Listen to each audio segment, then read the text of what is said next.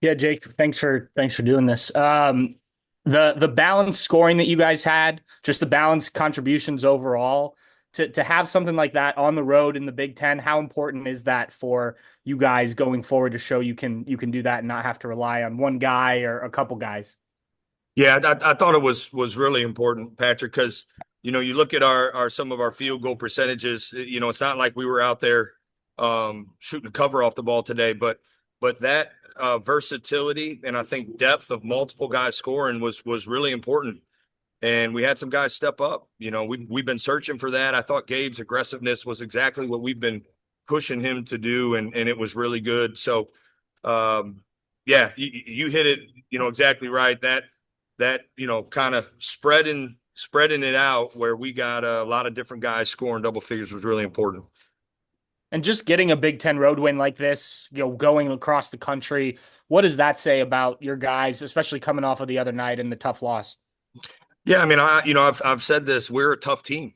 We're a tough team. I think we've been talking a lot about how to shift our mentality a little bit, and I thought we did. I thought we were aggressive from the jump.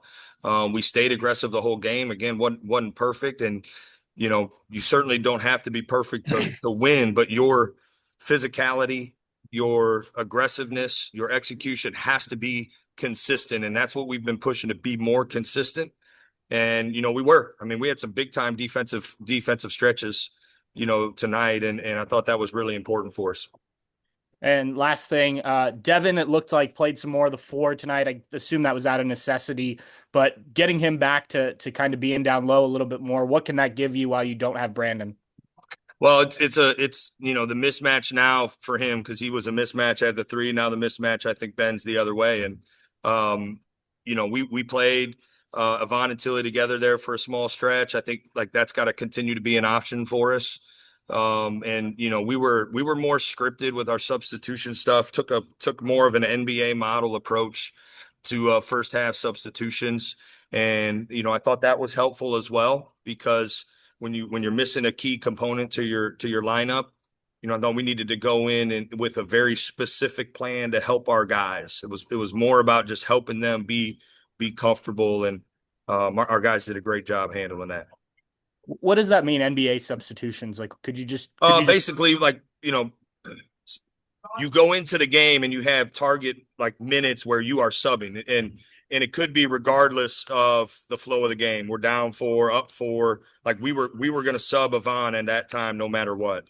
And Gabe similar. So that's what I mean. About by kind of a more of an NBA approach. Uh, Go Steve and then Jeff. you Steve, want me? Jeff. Yeah, I can just tell. Just All right, go ahead, Steve. specifically with Gabe, just what were maybe your instructions for him? And it felt like he went in and looked like, I don't know, I want to say his old self. I don't know. He was making plays to impact the game on both ends. You're Just right. what'd you see out of him? You're right. It's this was more like what we expected from him.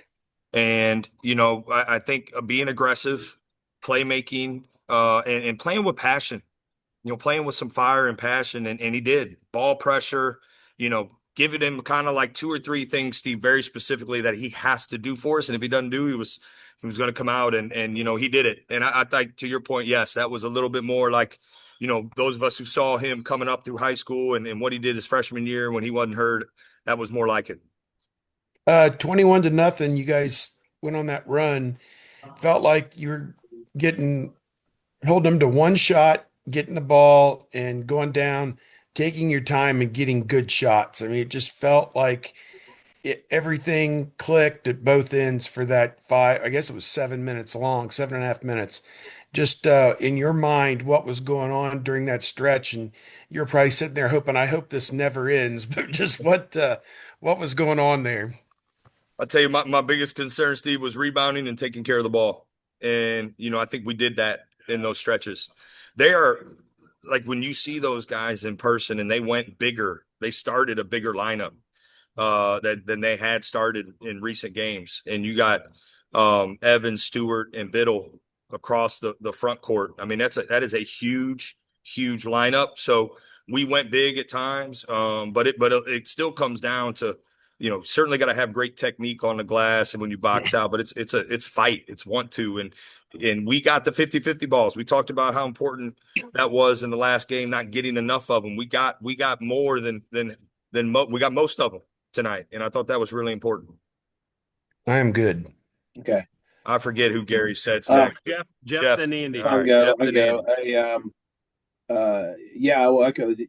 I saw Gabe a lot in high school. I covered him a lot in high school, and it just looked like the player you would expect him to be. Um, was he deferring to people? Was he what was sort of in his mind for maybe not being aggressive until tonight? Or Yeah, can you I or do think, you know? it's a question for Gabe, but I think he and I have talked about it, and I think some of it is you're trying to establish a specific role within the team. And, he was deferring too much. He was passing up some open shots. He wasn't attacking the paint enough. I felt like just in general, he was playing a little too safe. So I Mhm. told him, like, you got to be aggressive. I'm not going to take you out for aggressive mistakes. Like, go be aggressive, play, go be great. And it's taken some time. We've been talking a lot about that. And, he broke through tonight, which was Okay. huge for us. It seemed like there was a lot of aggressiveness. I mean, we've already talked about Devin getting in the lane, being what he has been in the past. I thought Judy did the same thing, attacked and looked for those. And Tilly did as well. Was there just a different vibe, a sense of like on offense, even if you didn't shoot the ball? I don't even know what you shot, but it wasn't like like you said, didn't shoot the cover off. Was there more of a overall aggressiveness about on the offensive end as a whole tonight? Do you think? There was. It's a different mindset. There was no feeling it out. There was no like we knew we were going to see multiple defenses this game. And so we just talked about executing whatever's called, executing our flow offense and being aggressive. Being aggressive. There were some tendencies we identified on film that felt like could give us an advantage. After the first kind of 5-6 minutes, we did a better job executing that and it opened some stuff up for us. So I was really, really happy with the attack kind of mindset we had tonight. One last thing that you got the big lead, and then they did make some shots and tighten it up some, but you were working the shot clock. Was Did you just kind of do the math at some points? Like if we just work the shot clock, there's not enough possessions left, or what were you thinking there? Yeah, there was certainly we wanted to be more intentional about using some clock. I think we got it a little too deep in the clock a couple times and didn't have some great possessions. But we got a couple big offensive rebounds that extended it even more. But yeah, at that point, it's a balance. You don't want to be passive, right? But you want to break the press and then you want to get organized and we had a couple quick looks. Amari catches the ball in the rim. That's a shot he dunks most of the time and I thought Tilly's charge wasn't a great decision. So there were a couple things like that where we got to be better. But yeah, that we were certainly intentional about using a little more clock. All right, I'm good, thanks. Andy will finish up with you. All right, Andy. Patrick's got one more. So if they stayed up this late, Gary, I'm gonna stay up for him, man. Thank you, Coach. Even though you're making my wife stay, I ain't even called my wife yet. So you guys are making me stay up, or making her stay up too. So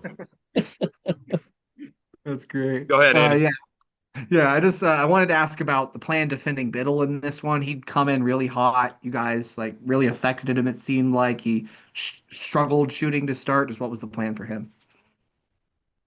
Well, we have a ton of respect for him, and I think he's one of the best players in the league.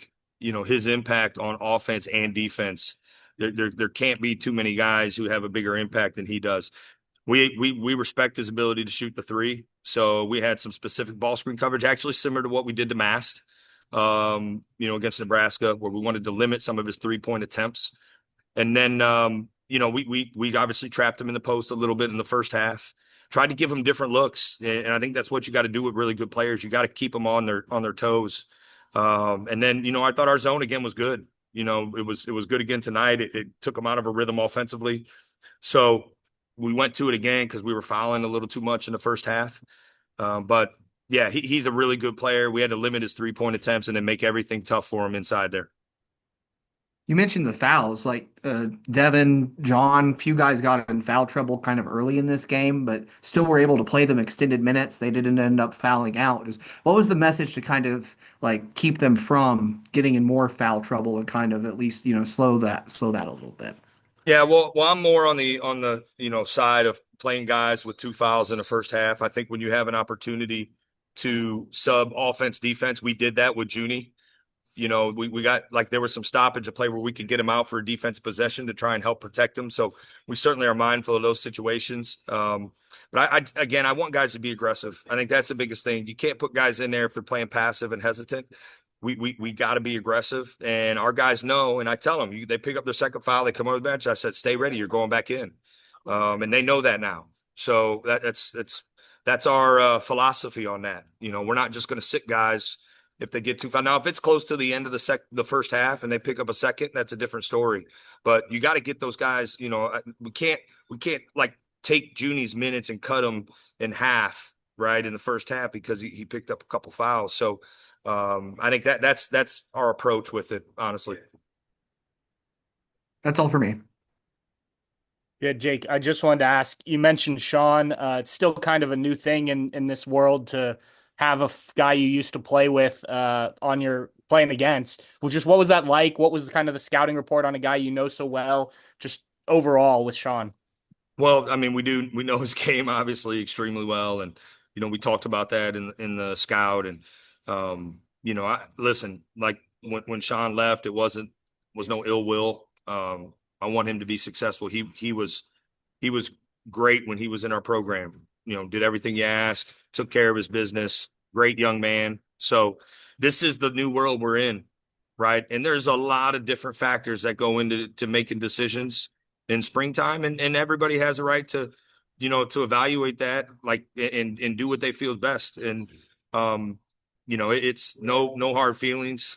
Great young man. Nothing bad to say, but you do have I think you have a little bit of a scouting, I guess, playbook when you go against someone so well. You certainly are familiar with their tendencies. It's not just watching film, but you've seen it now, for an extended period of time.